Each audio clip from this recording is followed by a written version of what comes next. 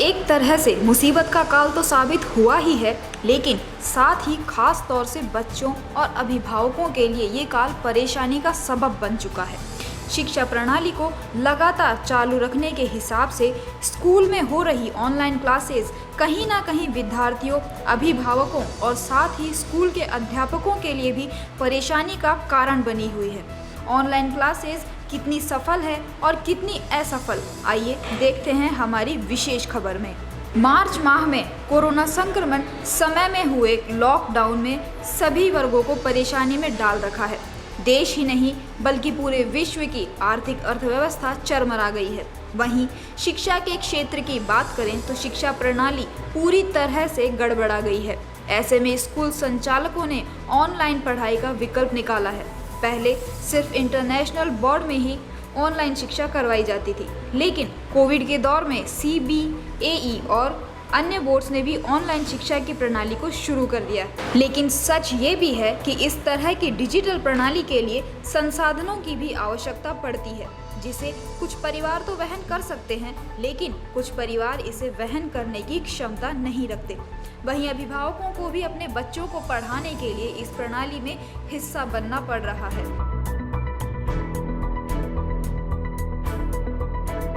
मैं क्लासेस ले रहा हूँ अपनी ऑनलाइन। ओके, तो ऑनलाइन क्लासेस सच में मज़ेदार है या नहीं? हाँ, अभी मतलब नया कुछ सीखने को मिल रहा है ऑनलाइन क्लासेस से। ओके, तो सिर्फ आप अटेंडेंस के लिए बैठे हो या फिर सच में आप कुछ सीखना चाह रहे हो इससे? और टीचर्स क्या सच में सिखा पा रहे हैं? टीचर्स को थोड़ी दिक्कत हो रही है पढ़ाने में, जैसे उनके कभी वेबसाइट नहीं खुलती और कभी अटक जाता है, तो फिर वैसे नहीं पढ़ा पा रहे टीचर्स। अभी कम्युनिकेशन नहीं हो पा रहा बीच में हमारे। हाँ, कम्युनिकेशन गैप बहुत ज़्यादा हो रहा है। ओके, तो आपको क्या लगता है कि ऑनलाइन क्लासेस चलनी चाहिए या नहीं चलनी चाहिए? वैसे अभी चलनी चाहिए क्योंकि अभी कोरोना में नहीं जा सकते बाहर, लेकिन फिर वही हेडेक होता है और हेडेक होता है, आँखों में भी कभी कभार दर्द होता है और पढ़ाई भी ढंग से नहीं हो पाती है। फिर भी कह सकते हैं और नहीं भी कह सकते हैं, क्यों कि बच्चों को मोबाइल नहीं दें तो ऑनलाइन क्लासेस जो चल रही हैं फिर बच्चे कैसे करेंगे।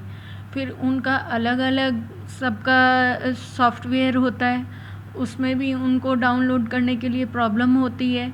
अब किसी के पास डेस्कटॉप नहीं है, किसी के पास कंप्यूटर नहीं है, किसी के पास लैपटॉप नहीं है, किसी के पास वाईफाई नहीं है, तो पेरेंट्स के लिए इतना ज़्यादा अभी कोरोना काल में इतनी ज़्यादा बुरी स्थिति हो रही है। सबकी फाइनेंशियल कंडीशंस सबकी एकदम पुअर हो रही है, न कोई बिजनेस है न कुछ है, तो स्टडी को लेकर बच्चों के लिए बहुत ज़्यादा बर्डन है। इससे बात करें बच्चों की शिक्षा स्तर की, तो पहले तो बच्चों को पढ़ने का ये तरीका समझने में काफ़ी दिक्कतें थी, लेकिन अब बच्चों को तरीका समझने के बाद ये सिलसिला सुचारू रूप से आ गया।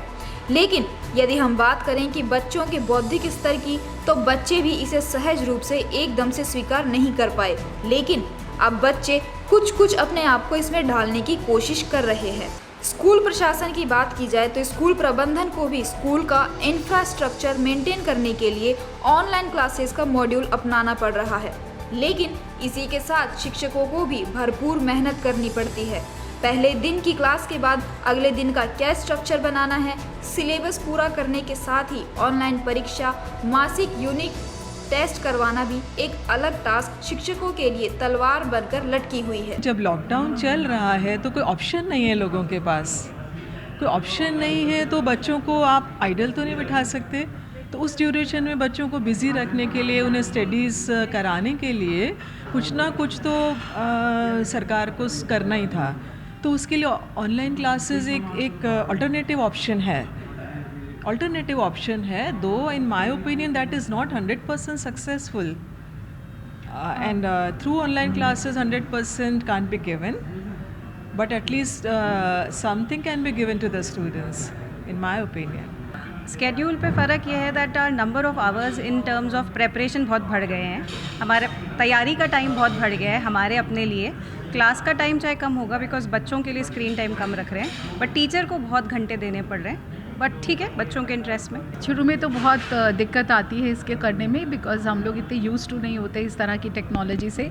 बट आई थिंक हम धीरे धीरे हम इस चीज़ को अपने में अपना रहे हैं और बच्चों से इस तरह से कांटेक्ट बनाने की कोशिश कर रहे हैं। लेकिन ये है कि बहुत ज़्यादा टाइम कंज्यूमिंग रहता है ये कंपेयर टू दैट। इसमें बहुत ज़्यादा हमें भी प्रिपरेशन करना पड़ता है बिफोर दैट। सो ये एक अच्छा टेक्निक है, एंड आई थिंक आने वाले समय में तो ये ही बहुत इम्पॉर्टेंट रहेगा, क्योंकि जिस तरह का माहौल अभी हो रहा है, आई थिंक ग्रेजुअली हमें इस तरफ जाना ही पड़ेगा। एक तरह से देखा जाए तो इसे शिक्षा के क्षेत्र में इसे क्रांति के रूप में भी लिया जा सकता है। लेकिन वहीं इस बात को भी हम नहीं नकार सकते कि ऑनलाइन शिक्षा प्रणाली बच्चों के बौद्धिक स्तर और मानसिक स्तर पर गलत प्रभाव भी डालती है, क्योंकि बच्चे इंटरनेट के साथ साथ पढ़ाई के बहाने इंटरनेट सर्फिंग करते हुए गलत दिशा की ओर भी बढ़ने लगे हैं, जिसके लिए बच्चों के अभिभावकों को पूरा ध्यान उन पर केंद्रित करना पड़ रहा है। वहीं बच्चे इस डिजिटल स्टडी सिस्टम का हिस्सा बनने के लिए लगातार जूझ रहे हैं। बहरहाल डिजिटल शिक्षा कितनी फ़ायदेमंद होती है ये तो आने वाला वक्त ही बताएगा। राघव शर्मा के साथ कृतिका चौधरी, शुभ 14, जयपुर ब्यूरो।